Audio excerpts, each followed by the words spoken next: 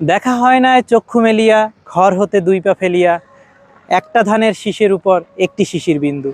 কবিগুরু রবীন্দ্রনাথ ঠাকুরের কবিতার এই পঙক্তিগুলোর মাঝে গ্রাম বাংলার প্রকৃতিকে আমরা খুঁজে বেড়াই। আসলে তো কথাগুলো সত্যি, আমাদের চারপাশেই রয়েছে সুজলা সফলা শস্য শ্যামলা এই প্রকৃতি ও বাংলাদেশের যে রূপ, সেই রূপ কিন্তু আমরা অনুসন্ধান করি না। আমরা দেশ থেকে বিদেশেও ছুটে বেড়াই। আমার পেছনে দেখতে পাচ্ছেন সরিষা ক্ষেত, কি অপরূপ লাগছে তাই না? কীর্তনখোলা নদীর পাশে দাঁড়ানো অবস্থায় আছি এই মুহূর্তে এবং শুনতে পাচ্ছেন নদীর ছলছল শব্দ। হাঁটছি একটা ক্ষেতের পাশ দিয়ে, যেখানে অনেকগুলো কিন্তু কুমড়ো গাছ রয়েছে। দেখে কিন্তু বেশ ভালোই লাগছে যে আমরা শহুরে মানুষজন হয়তো এই গাছ বা এই সবজি কিভাবে তৈরি হয়, কিভাবে আমাদের কাছে আসে সে সম্বন্ধে হয়তো আমরা জানিও না। এসব প্রকৃতির মাঝেই কিন্তু নিজেকে খুঁজে বেড়ানো যায়। এই যে দেখুন, কুমড়া কিন্তু এই যে হচ্ছে আস্তে আস্তে, এই যে ফুল দেখতে পাচ্ছি, ফলও চলে আসছে।